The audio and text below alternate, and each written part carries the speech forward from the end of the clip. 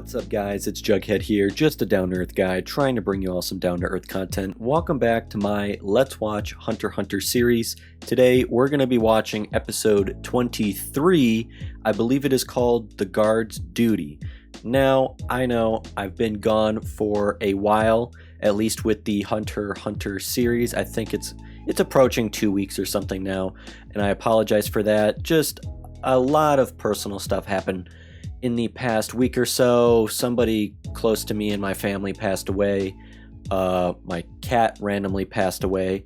So, you know, and more personal stuff. And just, I want you guys to know, if I'm not uploading consistently, it's because something happened and I can't upload. Not that I don't want to, that I can't. So, over the past week or so, kind of just wanted some me time, some personal time. Didn't really want to record right after that. Kind of just wanted to deal with the stuff that was going on, and if it came to watching anime, it was kind of just me wanting to do that on my own, catch up on some Dragon Ball on my own time, have some me time. And now I'm happy to return to Hunter x Hunter, my YouTube channel, and sitting in this chair and recording and getting back to talking with all of you and connecting more. So here we are. Now, episode 22, we arrived at the Zoldyck estate on Kukuroo Mountain. We learn more about the family in that they are very wealthy. They own an entire estate. They own the entire mountain, Kukuroo Mountain, and their estate is guarded by this giant wall, and they have a giant-ass guard dog in front of it, and that was the center of the episode last week of Funny Bone, Gon, Kurapika, and Leorio all learning more about the family. The fact that everybody seems to know the Zoldyck family, that they're a family of assassins, and people are always trying to pose a threat to them. So it is very hard, next to impossible really, to enter the estate. But their guard, Zebro, lets them in, helps them. He's a G. So our trio is on their way to hopefully meet Killua. And I assume in this episode we are going to, I hope we actually get to the mansion and we can be introduced to more of Killua's family, because we know there are 10 people in that household total, or at least in the family, and 5 of them are, well, 4. 5 is, one of them is Killua, and then 4 more are his, I think that's right? 4 others are his siblings. So brothers, sisters, younger, older, who knows? I'm excited to learn about that and see where this goes. We're approaching the end of technically what is called the Hunter exam arc. Technically, you guys like to call this the Zoldyck arc or something, but we're almost there. We're almost entering the new arc. Let's get through these next 3 videos. Hopefully nothing else in my life happens anytime soon in which I would be away from recording again. I want to catch up now. So without any further ado, let's get into the episode. So let's watch Hunter x Hunter episode 23, titled The Guard's Duty, in 3, where's the camera? 3, 2, 1, let's play. Let's watch, I mean. Okay, this is really loud. Why is this so loud? I don't want it this loud. Going deaf. Okay, so this is just a rerun of the Goats. Ooh, whoa, what's going on here? We're seeing the Zoldyck family right now. We got Illumi on the left. I see Killua in the middle.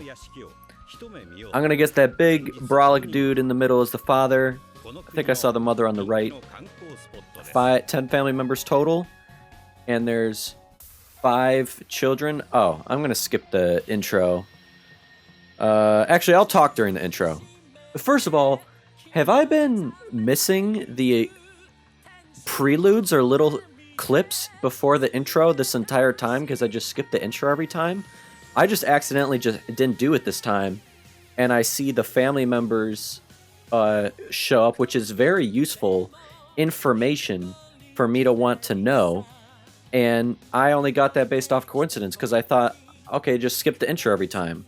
I'm mind blown right now. That was such useful information because now I get to actually know what the family looks like. Very Vaguely, as in like I could see Illumi all the way on the left. I saw the mother on the right pretty much because I'm just going based off height really. Mother on the right, I'm gonna guess the big long hair flowing muscular man in the middle is the father. I saw Killua to the right of the father. And then there's 2 grandparents and 1 great-grandparent, so those are probably the shortest people, probably. I'm not really sure. But it makes me wonder how much I've been missing out on. Skipping the intro every time. But here we are. We've passed the testing gate. And now we should be on our way to find Killua. Okay, now it's too soft. Now I can't even hear myself think. Okay. The guard's duty. Also, I changed my sound settings around in OBS and on my computer. I really hope nothing gets messed up or else I'm going to be super sad. Spent like 2 hours recalibrating audio settings on my computer. We are at the servant's headquarters. So this is where he lives. Why is the door scraping on the floor, man? Fix the hinges. Okay, Kurapika noticed it. I noticed it too. What was that for? Wait, who does he live with? Hey, who's this guy? Saquon. Kinda looks like a douche. Kinda looks cool at the same... I don't like his resting grumpy face. He's got the purple hair and the headband. Some Naruto vibes. And the fur-lined Louis jacket. Nice. I don't like his attitude, though. I don't think I'm gonna like that guy. I didn't like the look on his face. Why did the tea kettle make such a thud? Why? I think I'm gonna... I don't... Huh. This guy has such a bad attitude, bruh. Yeah, you're barking up the wrong tree or preaching to the wrong choir about things being too hard or not easy. These guys just came from the hunter exam. They're hunters. And nothing is too hard to find your, to go to your friends. Why does Gon have that guilt on him? Like, bro, you broke your arm. You were healing. Like, it's not like you didn't choose to be there. Ooh, hey. So, he's not just a friend. He's his close friend. We love to see it. Yeah, win him over again. Oh. They're gonna be training? Bro, Saquon, shut up. Oh. 3 people are allowed to open the door. You don't have to go individually. Training? Sounds like a shonen anime to me. Time to train. Wouldn't be a shonen anime if there was no training involved.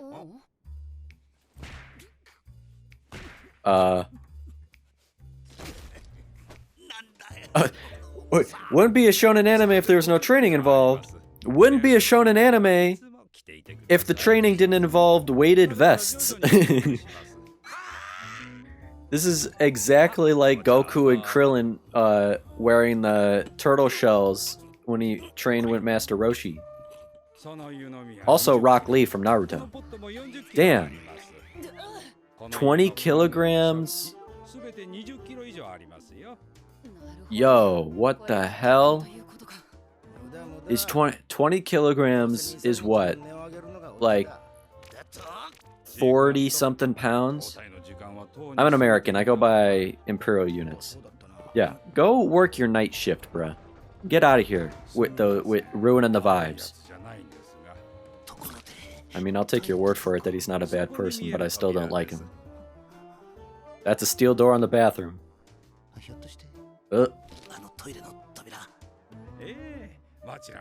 500 kilograms? Bruh, that's like... it's usually It's usually about double in pounds. So 500 kilograms is like over 1,000 pounds, I think. 1,000 pounds to go take a piss? I'm gonna hold it in, man. Oh, are we seeing the family? We seeing the family for the first time? Who is that? Oh, the mother. And is that a sister? That's the mother. What the fuck is on her head? RoboCop looking ass. Kolato-chan. So the sibling is Kolato, but they said Chan. So is that a girl? I thought Killua only had brothers. That's... Okay, I just look. What the fuck is going on? Killua's getting tortured by his own family. What the fuck? This man's is chained in a dungeon. That's Milluti, the older brother.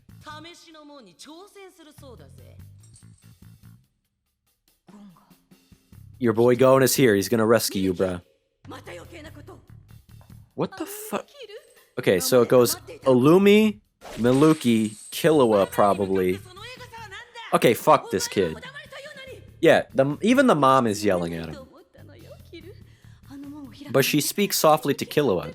So Killua's like one of the better children. I mean, like, they expect a lot out of him, so they probably speak softly to him or something.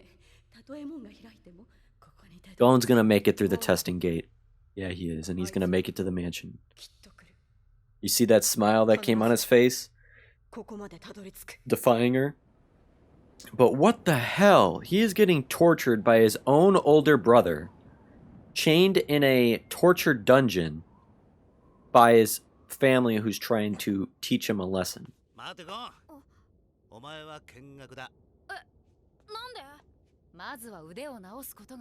Oh, he can't really train. I forgot his arm is broken.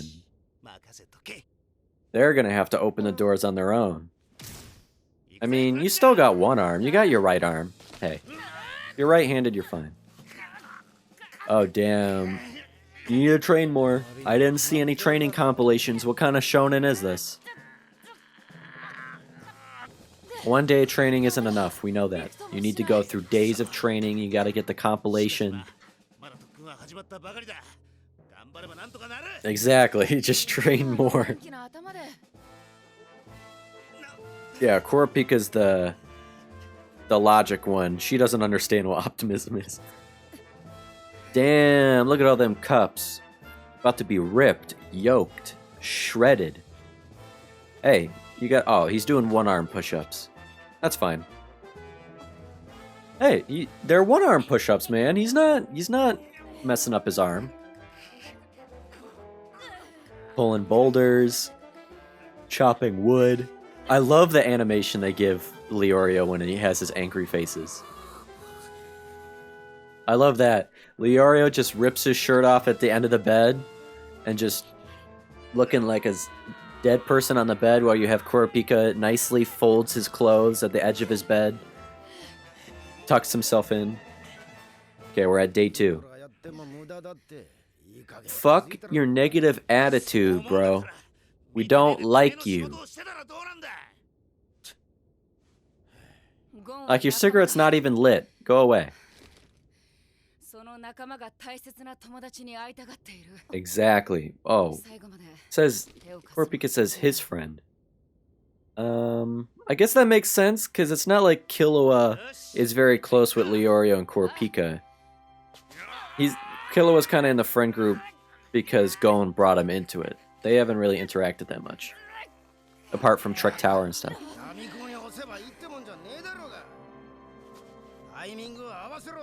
Yeah, match it exactly. You gotta time your efforts in sync so you're not wasting energy and strength.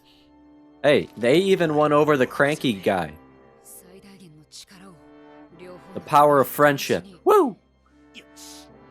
And determination. Son!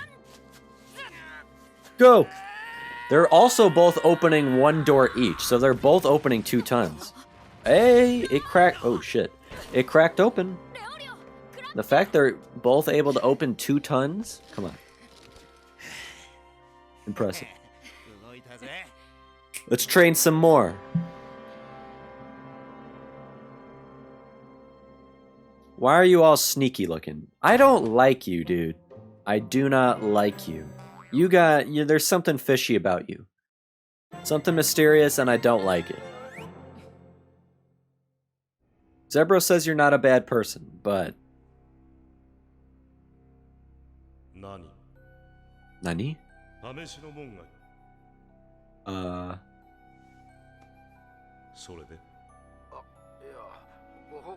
Oh, Saquon, fuck you, you rat. Why are you snitching to the butler?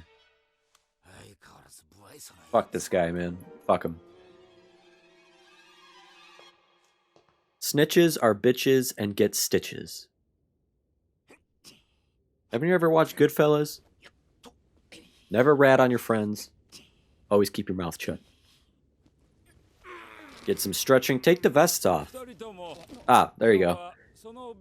Take the vests off. Unleash that power. Open them bitches up. Pretty much exactly like when Rock Lee took his weights off and just fucking destroyed the ground beneath him. Okay, time your efforts. Knee. Sun. Itch knee sun. All at once. Oh, Gon's gonna get up in there. Give an extra push. Even if it's with one arm. Oh, oh! They're doing it! They're doing it! Way better than last time. Take the suit off. It's very constrictive. Take the... Oh. Hey, Satots did say his arm would heal fast and be stronger than before. Oh yeah. One arm on each door. We're going. We're going.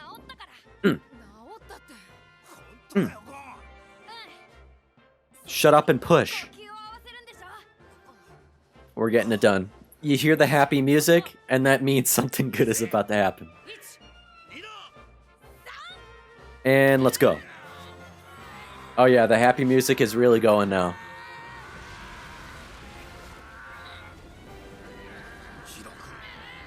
Yeah, why are you so surprised? Bastard. Ow. Hey, we in this bitch. They are worthy. Woohoo! They are worthy. Onwards to the mansion. Suck it, Saquon. Is this where we leave Zebro? He's not coming with us? Shame to admit that even though I've worked here for 20 years, I've never been... Ah, so he has no idea what lies ahead for them. That's nice. They really are on their own now. Gon is so kind and nice. Such manners. How can Zebro even get along with Saquon? 2 different personalities. Glass half full, glass half empty type of people. See, like, who wants this negativity? Speaking from your experience 3 years ago, what happened 3 years ago, bro? What did you do, loser? Pile of dead bodies. Person with a glowing cane. Wiped out by the apprentice. Ah, so did he try and infiltrate the estate once? Why'd you end up working here? Huh. Masters and servants are all monsters. Aren't you a servant? You live in the servants' quarters. Aren't you a monster yourself?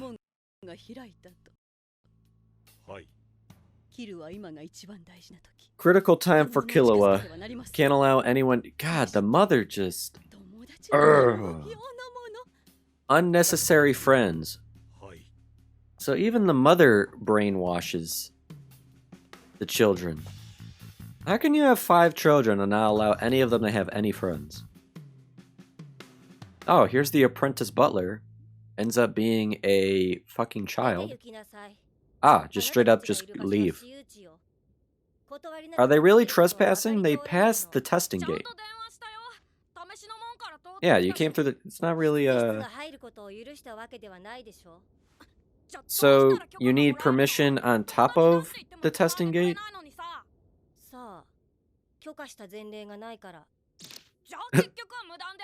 Yeah, just trespass.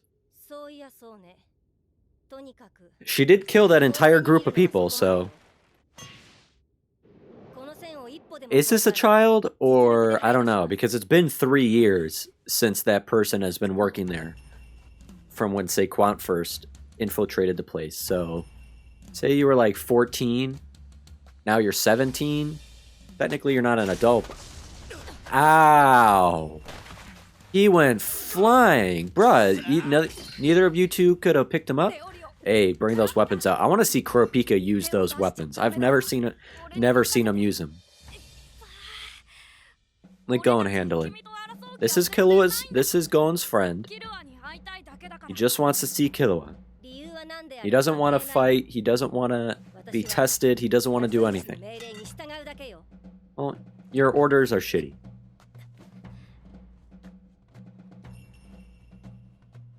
Knowing Gon, he's just going to keep getting hit and hit and hit. Yep. Just to prove a point, because he's that stubborn. Bro, you just broke your arm. Why are you just going to get destroyed like this? That's Kolato. Don't know if that's a boy or a girl, considering they're wearing a kimono and have that hairstyle, and it looks like they're wearing eyeliner and have longer eyelashes than most girls. That, very confused. This, I'm pretty sure, is a girl.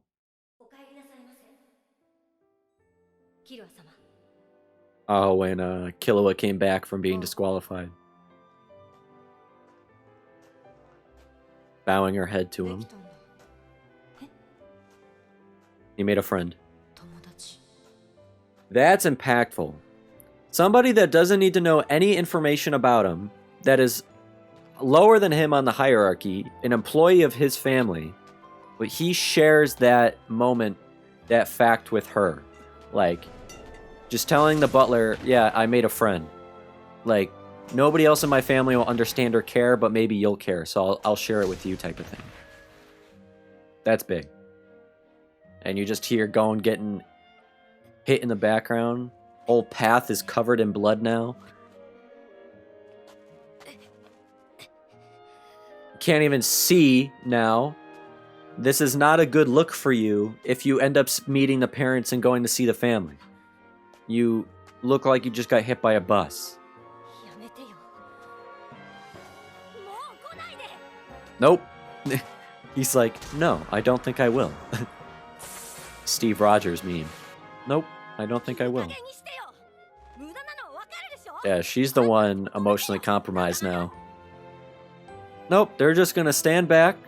They know, one, it's no use. He's so stubborn. There's no reason we can't. And he's doing the right thing.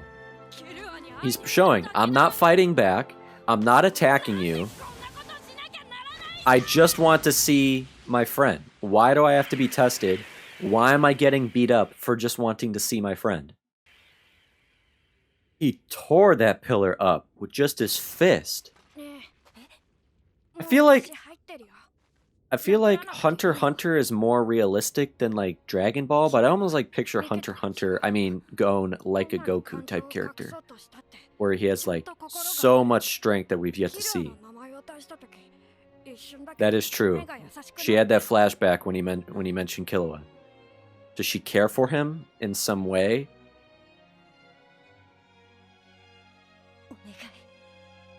Oh, she's crying. Help Killua. Did she just get shot in the face? She just get shot in the head? What the? Is she dead? What did she just shoot out of her fan? There's no way she's dead. They would not show that in this show. Oh yeah, Ulumi must have told her about everything about Gon. What do you have to say? It's obviously not from Killua, it's from you. On his behalf. Yeah, he wouldn't say this. Yeah. Yeah, he can't see you because he's too busy getting tortured by his own fucking family. You left that part out. Okay. Bruh, what the hell? Yeah, how the hell are you getting past the mother and the parents? Like, what do? Do you try and sort this out amicably, or what?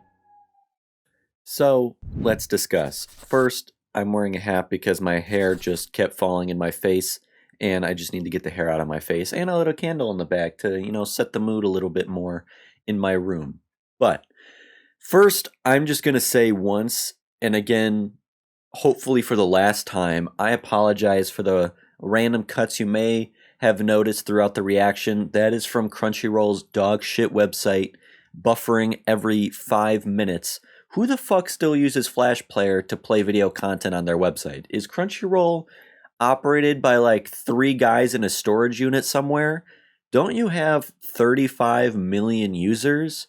Where's the money going that you somehow still haven't converted your shit to HTML5 and are like the streaming platform equivalent of 90-year-old grandparents who have never heard of a computer before and think getting an email means checking your mailbox outside your front door? No wonder the shit is so choppy and buffers all the time. I had no idea what was going on, and then when I read that Crunchyroll still uses Flash Player, I'm like, it all makes sense now. I'm sorry, but as better as the subtitles are on Crunchyroll, I agree with that, over Hulu, I can't watch if it means I'm sacrificing smooth, high-quality playback and getting that garbage. Adobe is ending their support for Flash Player and letting it die as it should because it's 2020. Hopefully that means Crunchyroll has been working on their end to implementing HTML5 format to their website. Then I'll go back to watching Crunchyroll.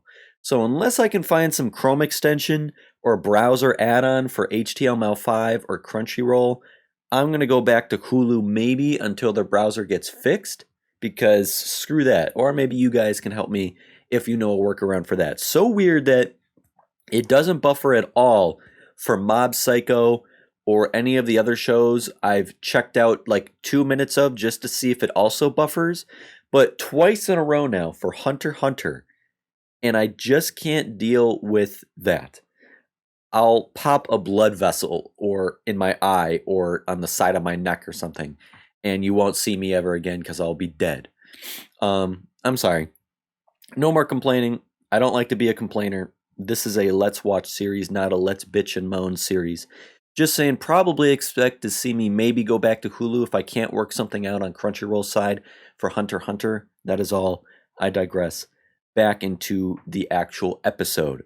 I'm going to try really hard to condense these discussions so each episode isn't over an hour.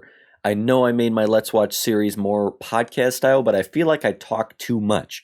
Maybe more people would stick around for the conversation afterwards if they were shorter. Who knows? I know I'm not doing a service to myself by having like a 5-minute rant in the beginning of my discussion about HTML5 and Flash Player and buffering shit. Half of you people probably don't even care. So I'm trying to aim for 40 to 50 minutes. Already know I'm not going to reach that. Like I'm going to get well past that. I already know it's going to happen. You guys probably already know that too. Or from the length of the video you can see on YouTube right now as you're watching it, as I'm talking in the past, you already know if my ass already talked for more than that. But let's get into the episode. This episode, to me, was meant to exemplify the power of friendship and the ability it has to overcome all obstacles and hardships. That's what I got from this episode. And I'm glad I didn't skip the intro this time like I usually do for every episode, because I got to see the silhouette of the rest of Killua's family, so at least I get an idea of who they are. And it made me wonder, has every episode so far had a little sneak peek prelude like that I've just skipped them all so far, not even knowing? Because if so, that's nice. So we're going to go from left to right. I'm looking at my monitor right now because I just brought the picture up because I made sure to screenshot that frame so I could look at it for the discussion. We know from episode 22, last episode, that there are 10 Zoldyck family members total. His two parents, his two grandparents, grandma and grandma, grandpa and grandma, and one grandfather, that's 5, which leaves 5 children, one of them being Killua, so 4 siblings. Illumi clearly is the one on the far left. Next to him is his brother Milluti, who we saw in this episode. So he has to probably be the second oldest sibling. Pretty fat kid considering how tall and slender his older brother Illumi is. Where did he go wrong in his diet? Next to him is either the great grandfather or the grandfather. I'm going to say it's the great grandfather only because the other 2 old looking people are probably his grandfather and grandmother standing together. I assume the couple would stand together. So I think this is the great grandfather standing up straight, good posture, hands behind his back, it looks like. So a very disciplined, straight as an arrow, no nonsense looking assassin, veteran master, I assume. Then you got this brolic, muscular, waterfall long, hair flowing, Jason Momoa looking badass, standing tall, towering over everyone else. Even Illumi has to be the father, no doubt. Can only imagine with the unknown looks of him, the intimidation and abuse the father and Illumi have both instilled in Killua. I hope he has the same silver hair as Killua does. Would be super cool and badass if he had some silver, luscious, flowing hair going on. Now, the next 2, like I said, I'm going to say are the grandparents. Really short dude is grandpa. Other really short but not as short but not that much taller woman with her hair in a big ponytail is grandma. Then we got our boy Killua, who was holding hands with I don't know who. I heard rumors Killua only has brothers, so I want to say that. So while I want to say that's his sister because of how the hair looks, the silhouette looks like a dress, and I picture Killua holding a little sister's hand more so than I picture him holding a little brother's hand. Mystery character that is right now. Then you got the mother who we saw, Kokyo, and lastly the younger sibling who we also saw, Kolato. Boom, we have the family going on. So, having gone through the testing gate courtesy of Zebro to show Gon just what he would have gone up against with Mike the watchdog, Zebro takes them to the servants' quarters to stay the night before they progress any further towards the mansion and the estate. Immediately, I was wondering why the door was scraping against the floor when he opened it. Didn't occur until now in the discussion and upon like kind of breezing over the episode again on my own. Didn't connect until that we learned that was all on purpose. And Zebra opened that door with no effort, one-handed. So this man is muscled up. Here's where we also met Saquon. I'm going to just say Saquon because that's what I assume what the name is. Another guard or doorman or whoever has the night shift, I guess. Don't know who he is. All I know is I do not like him. He may look kind of cool, purplish hair with the headband, looking like he takes some inspiration from Naruto. Smoking a cig indoors, which is gross. Do that outside. Got the fur-lined Louis V jacket on, so he's got some drip. But he's got a resting grumpy face, looks crabby and cranky all the time, and he's got a bad attitude. Can't keep the negativity to himself at all, just ruining the vibes.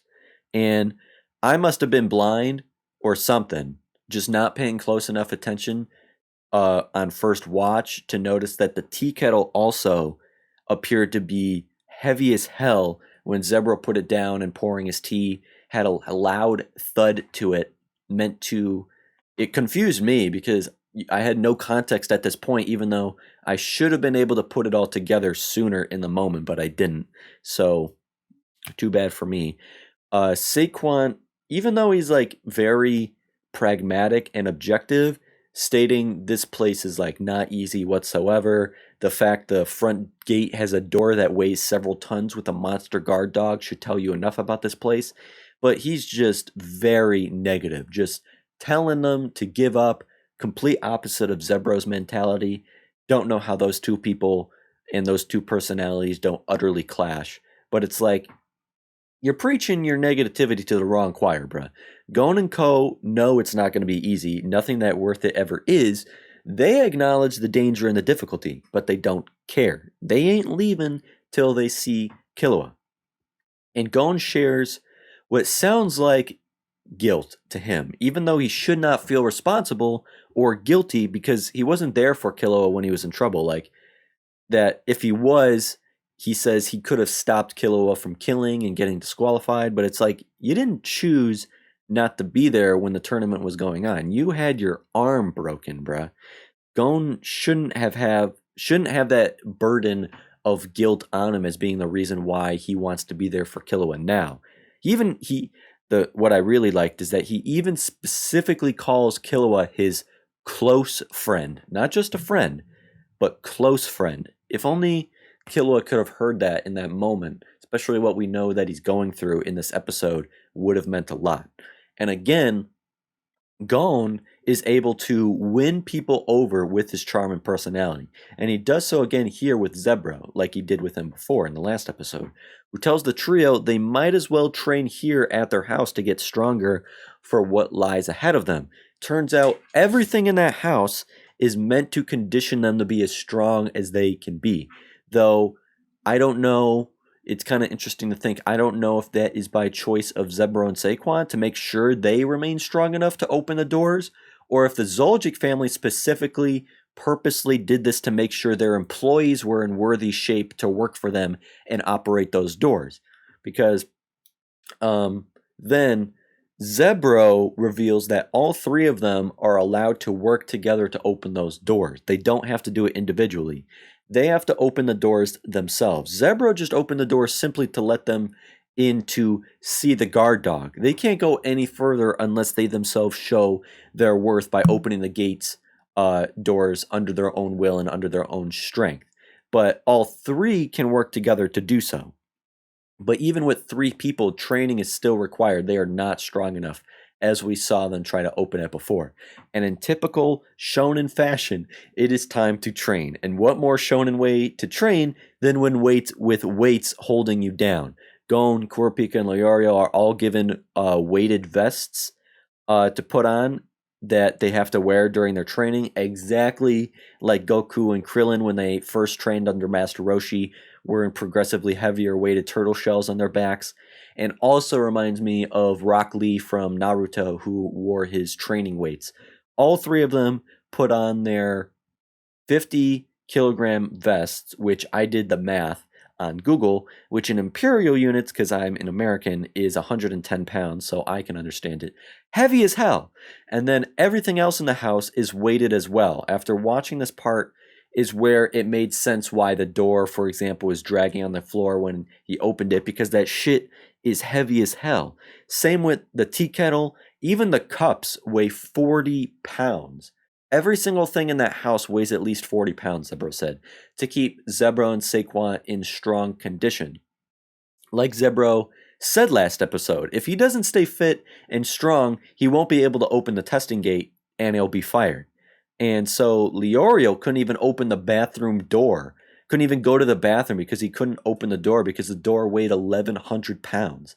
And of course, you then had Saquon being his negative self, just saying the trio, you're just going to give up after a couple days. It's pointless. What are you doing, Zebro? Why are you bothering to help them? But I don't know why Zebro insists that Saquon is not a bad person. I'll take his word for it, but there's just some mystery behind that guy, and I still don't like him. And then it cuts to meeting Killua's family for the first time here in the fashion that we did. I was not expecting whatsoever.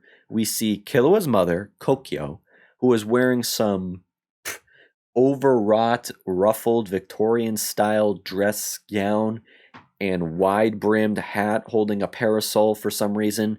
Bitch, you're indoors. What are you doing? Her head is wrapped in bandages. I assume this is due to Killua stabbing her, and she is just healing from her wounds. But she's also wearing some Cyberpunk 2077, Blade Runner 2049, RoboCop looking ass Oculus VR headset on her face. Like, what the fuck is that for? Why? Like, does not match your wardrobe at all. This bitch not have eyes? Or she looking into the future? Or what? Like, we gonna get answers for that? Or am I just gonna be left in the dark for who knows how long? Like, okay then. And then we also see the first of the siblings, Kaluto, who Kokyo refers to as Koluto-chan. Now, I may be mistaken, but I thought Chan was what do they call it? A Japanese honorific, I think is what they call it. Usually reserved for when the speaker is trying to call someone endearing or cute in a very like charming way or like youthful, funny, endearing way, I guess. More specifically, that person, they use that when they are referring to a young girl, while an honorific like kun is for boys. So Koluto is referred to with a traditionally female honorific, Koluto-chan, and just by looks alone, I know don't judge a book by its cover, but with the bob hairstyle, what appears to be eyeliner, and clearly wearing a kimono, which is culturally worn by women, it makes me want to assume Koluto is a girl. Koluto to me even sounds like a girl name. I know Japanese names are not usually gender neutral or unisex, I believe. Like, children are usually, unlike Western names, like my name doesn't, it can mean something, but there aren't characters behind it. Like, I'm not being called after something. If I'm correct, in Japanese culture, children are usually named after something. Like, the kanji matters, or people trying to interpret the kanji behind your name. I'm not Japanese, and I only try my best to understand other people's cultures and customs. So I might be wrong, or even maybe half right. But if somebody wants to educate me or correct me, please do so. I love learning this type of stuff, and I'd love to be educated on that. But Koluto, I read, which was interesting because I wanted, knowing that Japanese names usually translate to something. Koluto, I read, actually translates to cut, clip, or shear in Japanese, which is very interesting. Similar to how Killua literally translates to kill. So what I'm getting at is everything points to Koluto being a girl, but I know Hunter x Hunter is well known for having androgynous characters, which I respect and I think is even pretty cool, not conveying such strict gender based visual stereotypes or norms or assumptions for the audience to kind of relate to those characters or see themselves in those characters, or see those characters in whatever way their mind and their eyes want to, and not under the gender based stereotypes or assumptions that you could easily make, and they're kind of just keeping it wide open. That's why Hunter x Hunter goes with these androgynous characters. Like, people who have been watching me from the start know it took me like 5 episodes just to stop calling Kurapika a girl and referring to him by she, because my brain kept naturally assuming Kurapika was a girl when he is a male. So what's wrong with a boy rocking a kimono, you know? With a boy, nothing wrong with a boy wanting to rock a kimono if he wants to, and a bob haircut and put some eyeliner on. Sounds pretty fucking metal to me. But we see Kokyo and Koluto, they're walking together in this dimly lit stone dungeon hallway corridor type thing, only lit by candlelight, and you can hear water droplets hitting the floor. So they're deep underground in this dungeon that's on their estate. And I have a feeling from this, like, even this first little simple interaction is Koluto is latched onto Kokyo and seen as her like favorite child, I can imagine, since Kokyo says Koluto-chan for endearment, that mother-child relationship that we know can be super toxic, because here they walk stride and stride together, and in that silhouette photo before, we also saw Koluto standing close to Kokyo, so it just seems that they're just like tightly knit together. So the two of them are probably just the fucking worst together. Just enablers, you know? So we see, and this blew my mind, we see Killua fucking strung up by chain in this torture dungeon, both arms spread and chained up, legs locked together, all these torture looking devices around. Killua's whole body is just visually beaten, bruised, scratched, cut up. Like, what in the actual fuck is going on? This child is actually getting tortured by his own family in order to teach him a lesson. And you got this other piece of shit brother, Milluti, who wants Killua to suffer. He's brandishing a whip in his hand. He's purposely doing all of the torturing to his brother. Fucking psychopath. And he just looks like a loser asshole. I looked up Milluti, and apparently that name translates to watch or to look at. Maybe conveying he's the very observant, watchful one. He's the one watching Killua, looking at him, judging him the most.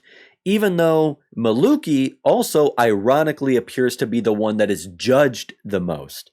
The mother yells at him the most, we see, but then sounds endearing to Kolato and more endearing and speaks softly to Killua, even though he's in huge trouble for what he did and he's getting tortured. She speaks to him very softly and elegantly, as if to like please him, or I don't even know. But I think you get what I'm trying to say. And then you have like Milluti accidentally let it slip that Gonad's there for him trying to pass the testing gate, which probably lifts Killua's spirits, restores hope that he does indeed have a friend, and that friend is trying to see him. And Milluti gets yelled by his mother again for speaking too much. And then she immediately changes her tone back to this soft speaking tone when she talks to Killua again. But so, even getting tortured and beaten, you see that smile on his face when he tells his mother that Gon will open the testing gate and make it to the mansion. So you can see his spirits and hopes are probably lifted a bit with Milluti leaking that information. But Gon, he has his broken arm. Gon with his broken arm isn't able to open the door. So Kurapika and Leorio are the ones to first try to open it together. They aren't able to, so they all need to train even more. Leorio is excited and eager to train, while Kurapika only says that he wishes he had the same optimism as Leorio. Again, to me, kind of perfectly capturing their personalities. Leorio, the emotional one, he is optimistic, hopeful. He goes by his feelings. Optimism is a feeling. It isn't logical. Kurapika is all about logic, reason, objective thinking. So he doesn't share those same feelings of optimism and hope. But they all continue to train as any shonen characters would, with their cliche training compilations, the increasing heavy weighted vests that put on once they get used to it. You even see Gon secretly trying to train, doing one-arm push-ups with the vest on, which is as commendable as it is impressive. Then they try for a second time. So while trying for a second time at opening the gate, Kurapika says a really great thing that I really liked. It's kind of like what hits home in this episode, is he says, Gon is one of us, and he wishes to see his friend. It's only right we should help him. And the power of friendship, like I began the discussion by saying, hits home right here. Neither of them are particularly close to Killua. Gon pretty much brought Killua into the friend group, and they haven't really interacted together outside of being grouped with one another in Trick Tower. Not that much bonding time, not a whole lot of time together. And really only like Leorio has teased him a couple times and cheered him on in support. Kurapika has simply just been kind to him. But the two of them stuck their necks out for Killua and defended him, or at least had his side in the arguments and complaints after the final stage when Killua was disqualified. So it is touching to see the lengths Kurapika and Leorio are willing and almost happy to go through for Gon. You can see Gon's eyes kind of shaking or almost tearing up when Kurapika says all that, because he's realizing the power of friendship too. And even the power of friendship, their determination manages to charm and win over that cranky Saquon, even enough that he gives them advice saying they have to work together and time their efforts together, not just push mindlessly each on their own, wasting their energy. And they follow his advice and manage to budge the door open just enough to see that their training is paying off, and open it just a tad, which is great progress. The training is working, showing it is not just about brute physical strength, it is about their mind as well. And Saquon really confirmed my disliking and distaste for him when he called the head butler and snitched on the trio that they are training to open the testing gate and have made progress at opening it. So he says, just be aware that they may enter the gate and go on their way to the mansion. And it's like, you rat. Snitches get stitches. Like, why? Why are you being a kiss ass? Like, trying to get some brownie points or what? What are you doing? Why do you have to go and rat them out? I don't like that guy at all. Bad first impression. But especially when we realize that later on that, like, he's kind of sketchy and that he kind of has a history with this place. But now it's the third attempt at opening the gate, opening the doors. This time they take their weighted vests off that they've been wearing this entire time. They just slammed to the ground, reminding me of when Rock Lee took his weights off and they just fell smashing to the ground. Gon decides to give them a hand, or two, for an extra push to get the doors open. Satotes did say that Gon's arm would heal quickly and heal to be even stronger than before. So it ain't crazy that Gon is able to help them now in such little time. Fortunately, that's just what they needed. Gon in the middle, one hand on Leorio's door, one hand on Kurapika's door, and they managed to open the doors wide open. Gon just flying through the doors, and they all make it. Now they are on their own. No more help or company from Zebro. They literally must walk the path alone. Even Zebro says he's been working there for 20 years and has never gone up the mountain before. So not even Zebro knows what awaits them. He has no knowledge to share, so it's all up to them to figure things out on their own. And I'll say one last time in this discussion, do not like Saquon. Zebro remarks right here that they are a remarkable people and they might be able to make it to the mansion. But this negative Nancy laughs out loud and says that they will just get killed. And Zebro, even in his own age, is about that smoke. Claps back at him, saying he must be speaking from experience 3 years ago. And it kind of gives a flashback showing that I guess apparently this guy was with a whole clan of people who tried storming the mansion 3 years ago, but they were all wiped out except for him, apparently by the apprentice butler, so he decided to work there instead. I don't know what agendas he may have or what, but I don't like him, and I'm going to be keeping an eye out on him, and I don't like him. So we learn about this apprentice butler, and we just so happen to meet this apprentice butler on the path who is blocking an entrance through a fence onwards up the mountain to the estate. Now, as opposed to Kolato, where I'm kind of 50-50, I'm confident in my assumption this is indeed a girl. Kolato is one thing, but her name is Canary. Her eyes, hair, even voice tell me she has to be a girl. I just want to go with that. I guess even if you pass the testing gate, apparently you still need to permission to enter, which she is not giving them. I guess she's in charge of giving visitors permission, and I guess you don't get that many visitors, or it's just we don't give anybody permission. And Canary literally drew the line in the sand, telling them if they cross this line, she will consider it a threat and attack them. One step over, she will remove them by force. And Gon, I guess, thought he could either call her bluff or try to win her over as well, as he successfully has done. But nope.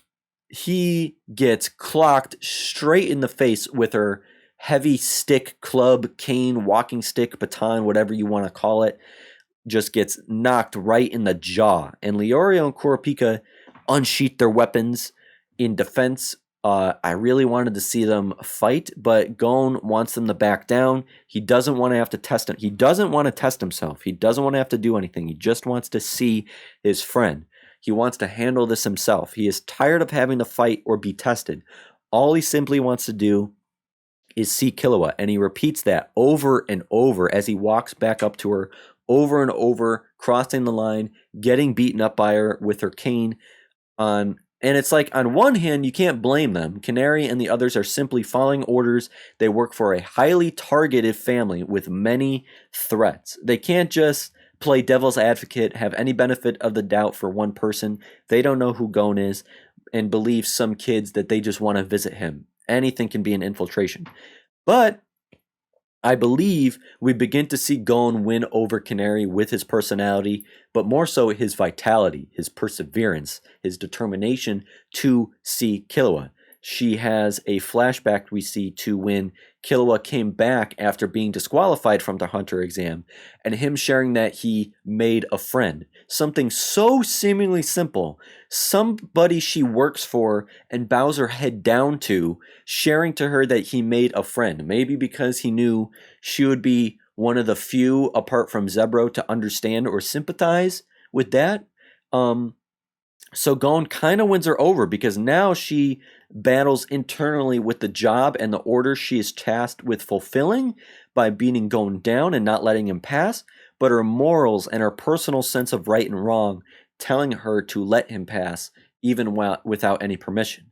And so Gon takes beating after beating until the sand in the path is streaked with blood from the multiple bashings to the face. His eye is like so bruised, it's swollen shut now.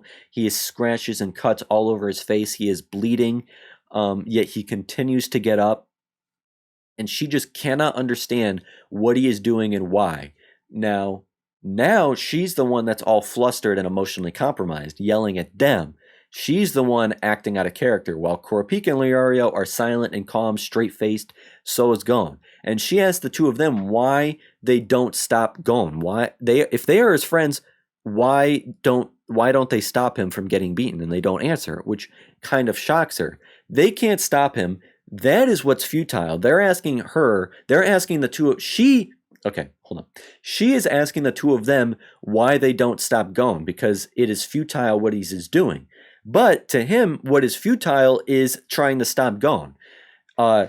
Don't stop Gon's attempts to get past her, and don't even try to stop him. Gon goes back for beating after beating because it is the only way to get through that he is not a threat, or else he would attack. He would defend himself. He would fight back. Literally, all he wants to do is see his friend.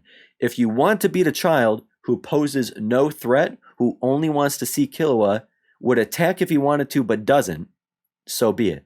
So only in anger does he take his fist and destroy the entire stone pillar to the fence he is next to because he's angry. Why is he getting beaten? Why does he have to go through this? Why is she doing this for somebody that just wants to see a person? He just wants to see his friend.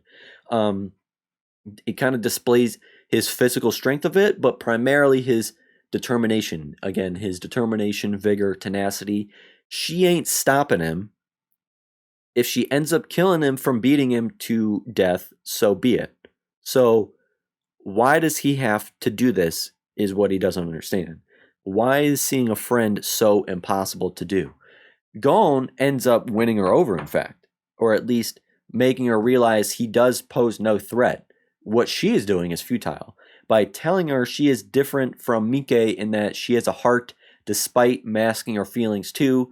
Her eyes soften when Gon said Killua's name, so she kind of just breaks down. She understands what she's doing. She needs to stop. This kid means no harm. He's literally the only one that wants to be there for Killua. She has to know that he's getting punished, tortured, blah, blah, blah, and she wants the best for Killua, so she just says, you have to rescue him. And the biggest fucking shock happens when Canary tells Gon to help Killua, save him, and boom! She gets fucking shot in the head or something, and she falls to the ground unconscious, I think, because there was no blood and definitely not a gunshot. So I think she was just knocked out because there's no way they would have shown her just getting shot in the fucking head in a cartoon that heavily tones down the gore for a younger audience. Kokyo, Killua's mother, is the one who shot her. Something from the end of her fan or something, or whatever she's holding, because it was like smoking or lit up or whatever. She's angry that Canary insulted the family and made them sound as if they are mean to Killua, which is like, she ain't exactly lying, you know. She shares she knows who Gon is, as Illumi told her all about him, and that Killua is aware that they are here, but she gives them a message from Killua, which is obviously not from him. It is a lie fabricated on her own, that Killua telling them that they cannot see him right now, which is true because he's too busy getting fucking tortured by his own fucking family. A little vague. A little vague considering they left at the part that he's too busy getting he's in the middle of getting tortured and ain't exactly feeling or looking the best to have company over. So I'm super interested to see how they get past this obstacle now, having to deal with the mother face to face, who very clearly does not want there to be any existence of friends for Killua, let alone have them come looking for him, wanting to see him. Is Gon gonna somehow win her over too by some miracle, or will they have to use force, and will there actually be any confrontation or altercations? Will it be a civil discussion, or are they going to come to blows and come to fisticuffs?